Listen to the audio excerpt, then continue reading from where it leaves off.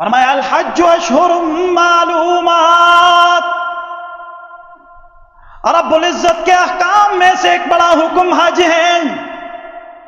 رب العزت فرماتے ہیں تم میں سے جس کے پاس بھی وہاں کے لیے زاد راہ ہو، توشہ سفر ہو، تو تم پر حج فرض ہے۔ تم پر حج کیا ہے؟ فرض ہے۔ اتنی استطاعت جس کے پاس ہو کہ یہاں سے کرایہ لگا کے وہاں جائے، وہاں سے واپسی کا کرایہ ہو، گھر میں بیوی بچے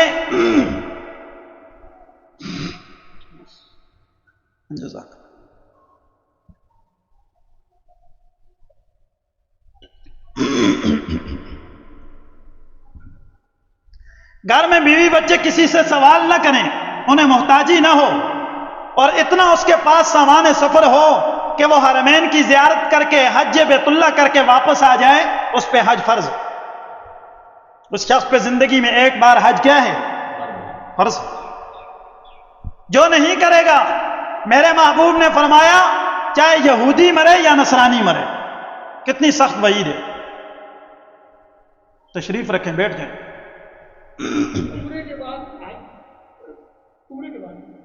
ویسے ہی جس کے پاس استطاعت ہو حج ویسے بھی فرض ہے۔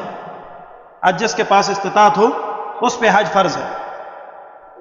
جس کے پاس زاد راہ ہے، کرایہ ہے، اب تو اللہ تعالیٰ ہدایت دے، ہمارے حکمرانوں کو اللہ ہدایت دے کہ ہمارے لیے زاد راہ کو اتنا مشکل کر دیا کہ اپنے آپ کو بھیج کے بھی وہاں پہنچنا ممکن نہیں۔ لیکن ان وسائل کو نہ دیکھیے، روتے رہیے اور اللہ سے مانگتے رہیے، مسلسل اللہ سے سوال کرتے رہیں۔ ربا اتنا بڑا حکم ہے اور اتنی پیاری عبادت ہے کہ ساری عبادتوں میں سے لذیذ عبادت ہے حج، لذت والی عبادت ہے، عاشقانہ عبادت ہے،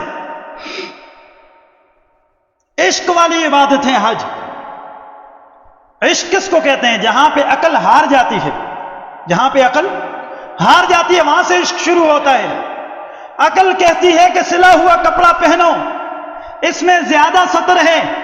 عشق کہتا ہے نہیں، اب تمہارے لیے یہ سلا ہوا کپڑا حرام ہے جب تم نے حرام کو باندھ لیا ہے، اب تم نے بغیر سلے دو چادروں کو پہننا ہے۔ یہ سفر عشق کا آغاز ہو رہا ہے۔ عشق کے سفر کا آغاز احرام سے ہوتا ہے۔ بندہ حج کے لیے احرام باندھتا ہے، احرام باندھتے ہوئے، احرام حرمت سے ہے نا، یعنی چیزیں حرام ہو جاتی ہیں، تو جب بندہ احرام باندھتا ہے اس پہ لیے جائز خواہشات کو چھوڑ دینا ضروری ہے۔ اب وہ اپنی بیوی سے حلال طریقے سے ملاقات بھی نہیں کر سکتا، اب اس کے لیے ناخن کاٹنے حرام ہیں، اب اس کے لیے بالوں کو ترشوانا حرام ہے، بہت ساری چیزیں حرام ہو جاتی ہیں احرام باندھتے ہوئے، تو ان تمام چیزوں کو چھوڑ رہا ہے اور عشق کے سفر کا آغاز ہو رہا ہے۔ کہاں سے شروع ہوتا ہے؟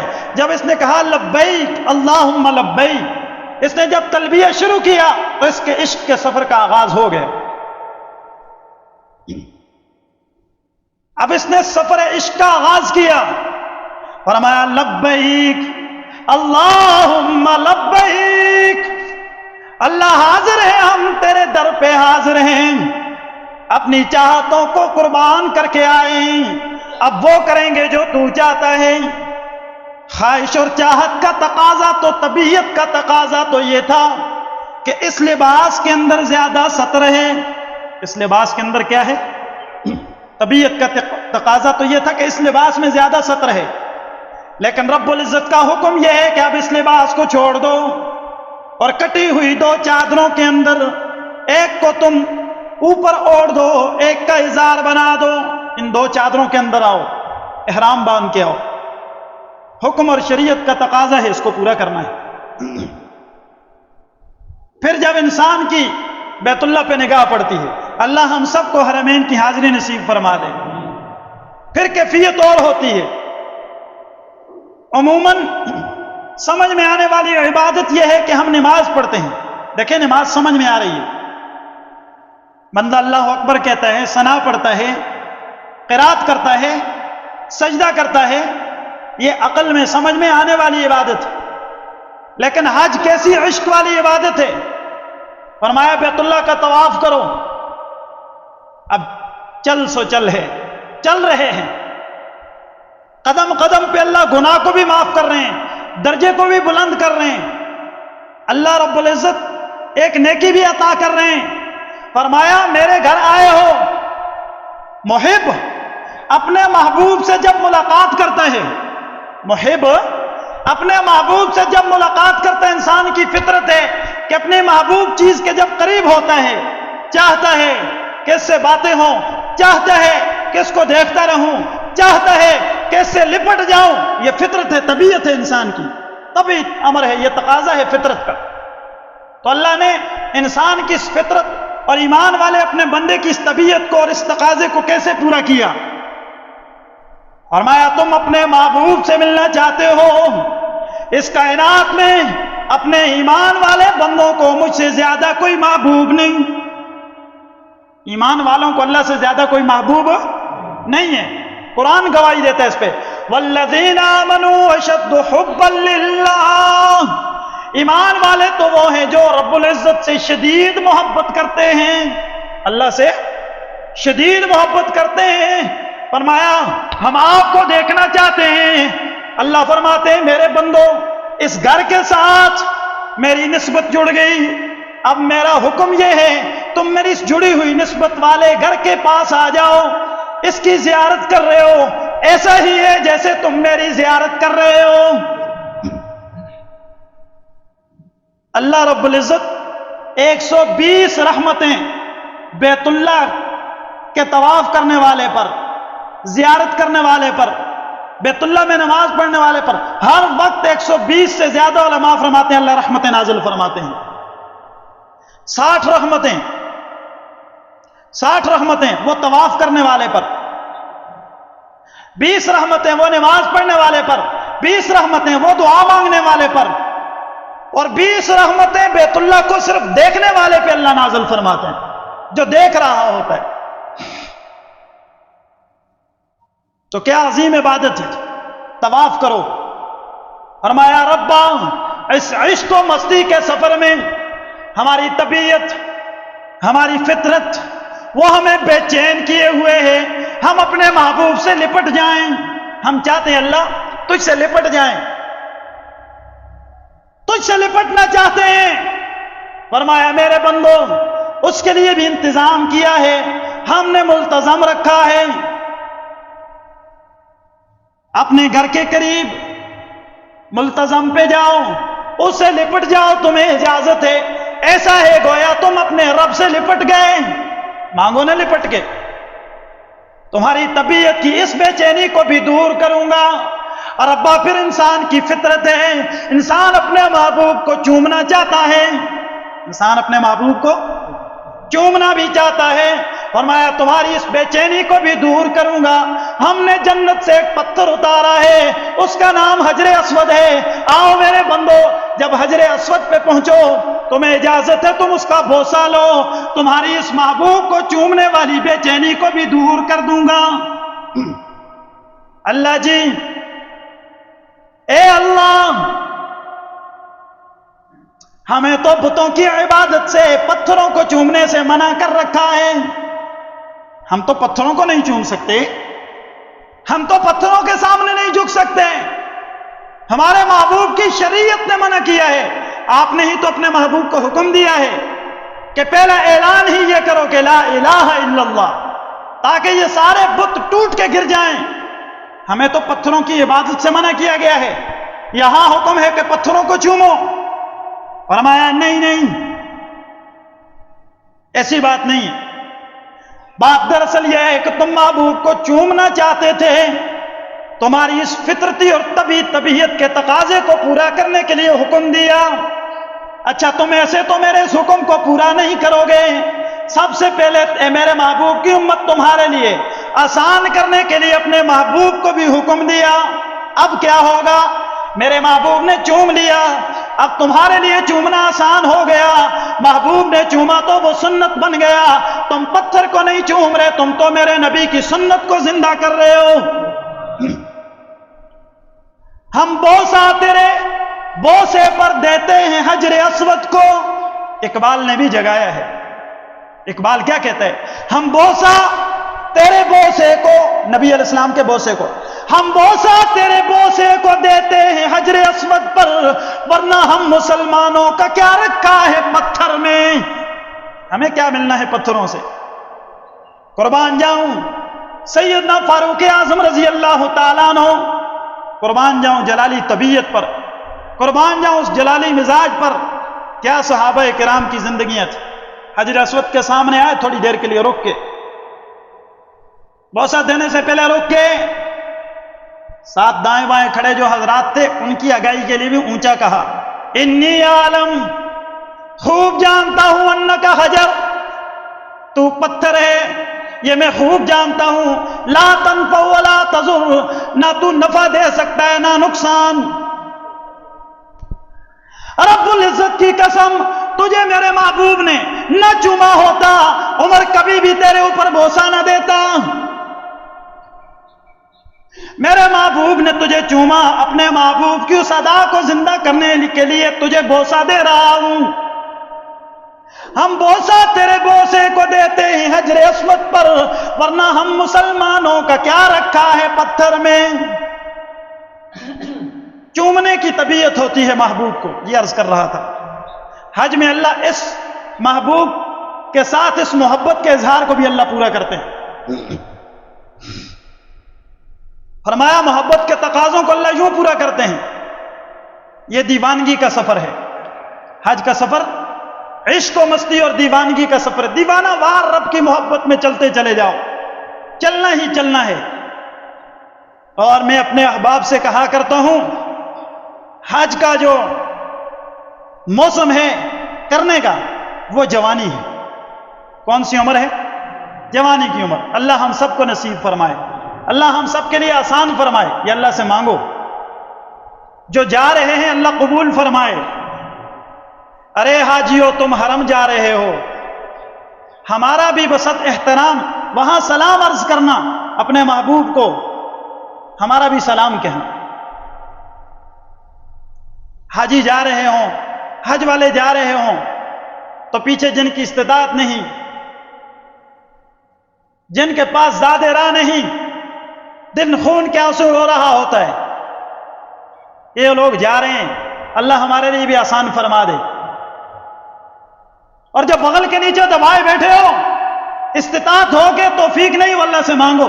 بہت بڑی محرومی ہے، سب کچھ ہے، لیکن کہتے ہیں نہیں اس کروڑ کے ساتھ دوسرا کروڑ اکٹھا ہو جائے، اس لاکھ کے ساتھ دوسرا لاکھ اکٹھا ہو جائے، اس کروڑ کے ساتھ دوسرا کروڑ اکٹھا ہو جائے، تو تمہارے یہ کبھی 20 نہیں ہوں گے، یہ 19 ہی رہیں گے، اور تم قبر کی پاتال تک جا پہنچو گے، قبر کی گود تک جا پہنچو گے۔ اپنے اوپر رحم کرو، اپنی اولاد پر رحم کرو، اپنی نسل پر رحم کرو۔ ذمہ داری ہم سے لے لو، لکھ کے دیں گے کہ حج سے، عمرے کے سفر سے تمہارے رزق میں کمی نہیں آئے گی۔ میں بھی نہیں کہہ رہا، کوئی عالم مفتی بھی نہیں کہہ رہا، میرے محبوب نے جو اپنی پیاری زبان سے تسلی دی ہے، حج عمرے کے سفر سے اللہ تمہارے رزق میں برکتیں عطا فرماتے ہیں۔ برکت ہوتی ہے، ختم نہیں ہوتا، کم نہیں ہوتا۔ جس کے پاس استطاعت ہے اور وہ ویسے ہی ٹال مٹول کر رہا ہے، زندگی کی کوئی خبر نہیں، اس لیے جلد سے جلد اپنے اوپر سے اس فریضے کو ادا کرو، وگرنہ حشر میں بڑی رسوائی اور شرمندگی کا سامنا ہو۔ فتویٰ میں نے نہیں لگایا، نہ کسی عالم مفتی کا فتویٰ ہے، میرے محبوب نے فرمایا جو آدمی استطاعت ہو کے حج نہیں کرتا وہ یہودی مرے چاہے نصرانی مرے۔ کتنا بڑا فتویٰ ہے۔ اس لیے جس کو اللہ نے توفیق دی وہ تو پہلے کوشش کرے۔ فرمایا طواف کرو، ملتزم سے لپٹ جاؤ، حجر اسود کو بوسہ دو، صفا اور مروہ کے درمیان دوڑ لگاؤ۔ یہ عاشقانہ سفر ہے، عجیب سفر ہے۔ اب عقل کہتی ہے کہ یہ دوڑنا کیسا؟ عقل کیا کہہ رہی ہے؟ بھلا یہ بھی کوئی عبادت ہے؟ اس پتھر سے اس پتھر تک دوڑتے رہو، کیسا سفر ہے؟ اللہ ہم سب کو یہ دوڑ نصیب فرما دے۔ قربان جاؤں، اللہ نے اپنے خلیل کی، حضرت ابراہیم خلیل اللہ کی زوجہ اما ہاجرہ علیہ السلام ان کی اداؤں کو بھی اللہ نے، اپنے خلیل کی اداؤں کو بھی اللہ نے کیسا محفوظ رکھا ہے، کیسے ان اداؤں کو محفوظ رکھا، حتیٰ کہ جب محبوب وہاں پہنچے حج کے سفر میں، فرمایا میرے محبوب آپ کی گفتار، آپ کی رفتار، آپ کی چال، اس کا وقار اس کائنات میں سب سے زیادہ حسین ہے، لیکن آپ کا رب آپ کو حکم دیتا ہے ہاجرہ کی ادا کو آپ کو بھی زندہ کرنا ہوگا، آپ بھی یہاں دوڑ لگائیے۔ میرے محبوب آپ بھی یہاں کیا کیجئے؟ دوڑ لگائیے۔ جو یہاں دوڑ نہیں لگائے گا اس کی میں بیت اللہ کی حاضری کو ریجیکٹ کر دوں گا۔ دوڑ لگانی ہوگی، اس صفا اور مروہ کی سعی کرنی ہوگی۔ یہ میرے محبوب لوگوں کی ادائیں ہیں جن کو زندہ کیے ہوئے ہوں۔ اب وہاں سے نکلو، حرم میں، بیت اللہ میں نماز، حدود حرم میں نماز، لاکھ نماز کا ثواب، فرمایا چھوڑو، نکلو یہاں سے، آؤ مینا کے اندر، وہاں بیٹھ جاؤ، مینا میں آ جاؤ، چٹکل میدان ہے، میرا حکم ہے وہاں آ جاؤ۔ اب تم نے ظہر اور عصر کی نماز وہاں اکٹھی پڑھنی ہے، مینا میں آؤ۔ عام طور پہ کیا ہے؟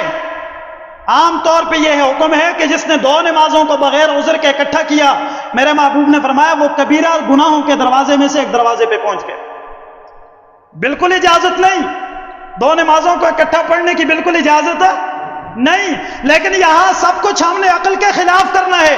تمہاری طبیعت مانے نہ مانے، اللہ جی نہیں چاہتا، جی تو چاہتا ہے ایک ایک کر کے پڑھیں، نہیں، حکم ہے دونوں پڑھنی ہے، ظہر اور عصر اکٹھی پڑھو۔ مینا کے اندر، وہاں سے چلو مزدلفہ پہنچو، میدانوں کے چکر لگوائے جا رہے ہیں۔ ربا ماجرا کیا ہے؟ اللہ سمجھانا کیا چاہتے ہیں؟ فرمایا میرے بندو، میں یہ دیکھنا چاہتا ہوں کہ تم اپنی طبیعتوں پہ چل رہے ہو یا میرے حکم کی فرمانبرداری کر رہے ہو، یہ دیکھنا ہے۔ اب میرا حکم ہے اس کو پورا کرتے چلے جاؤ۔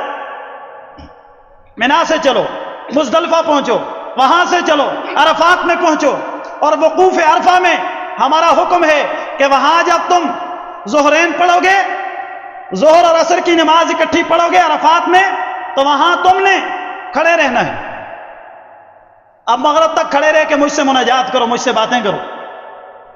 کیسی محبت کا سفر ہے، کیسا عشق والا سفر ہے، اللہ ہم سب کو نصیب فرمائے۔ وقوف عرفہ کرو، مینا میں جاؤ، مزدلفہ میں جاؤ۔ ایک بات عرض کروں، آپ میں سے کتنے لوگوں نے حج کیا ہے؟ جزاک اللہ، ایسے ذرا دیدار کروائیں ماشاءاللہ، اللہ تعالیٰ قبول فرمائے۔ اور کتنے جانا چاہتے ہیں؟ اللہ ہم سب کو وہاں کی حاضری نصیب فرمائے۔ حضرت ڈاکٹر منظور مینگل صاحب دامت برکاتہم العالیہ اپنے ایک بیان میں فرمانے لگے، فرماتے ہیں کہ ہم حج پہ یا عمرے کے سفر پہ جا رہے تھے، تو ایک تو وہ طلباء جو باریش ہیں، بالغ ہیں، سمجھدار ہیں، ان کی تڑپ تو سمجھ میں آتی تھی۔ فرماتے ہیں میرے پاس وہ بچے آئے جو بیریش ہیں، ابھی قریب البلوغ ہیں، چھوٹے چھوٹے طلباء، وہ آ کے ملے اور کہنے لگے استاد جی آپ حرم کے سفر پہ جا رہے ہیں، آپ عمرے پہ جا رہے ہیں؟ تو میں نے کہا ہاں بیٹا جا رہا ہوں۔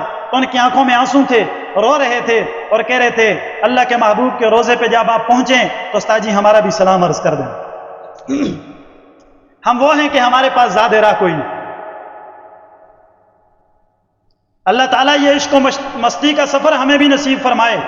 میں نے اس لیے آپ سے پوچھا، ہاتھ کھڑے کروائے، کہ یہ کتابوں سے سمجھ میں نہیں آنے والی عبادت یہ عبادت میں نے اللہ کے فضل و کرم سے کوئی 10 بار حج و عمرے کی کتاب کا وہ جو باب جہاں پر ہے نا، اس کی کوشش کی، اس کا مطالعہ کیا، نہ ہی تو مجھے یاد ہوا نہ سمجھ میں آیا۔ اس لیے میں آپ سے عرض کرتا ہوں جو حاجی حضرات ہیں، یہ کتابوں سے پڑھ کے سمجھ آنے والی عبادت نہیں ہے۔ علماء فرماتے ہیں جب انسان بیت اللہ کا طواف کرتا ہے، جو میرے یہ پیارے گئے ہیں ان سے بعد میں بیٹھ کے پوچھ لینا، اسے عجیب ایک مٹھاس محسوس ہوتا ہے، لذت محسوس ہوتی ہے اس عبادت میں۔ طواف کے اندر اسے لذت محسوس ہوتی ہے. لذیذ عبادت ہے طواف، بڑی میٹھی عبادت. اور پھر جب انسان مدینے کا سفر کرتا ہے، کیا کہنے مدینے کے، کیا کہنے مدینے کے.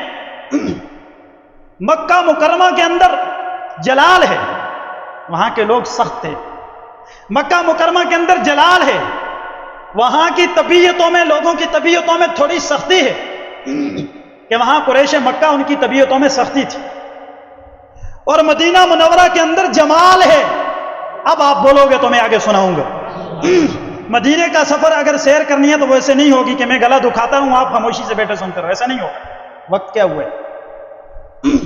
اے خدا واسطے جنے میں کڑی دا کچھ کرو یار. سامنے کڑی نہیں ہوتا 7:30 بجے دن میں شروع کردا ہوں 2 بج جلدی ایک اوہو.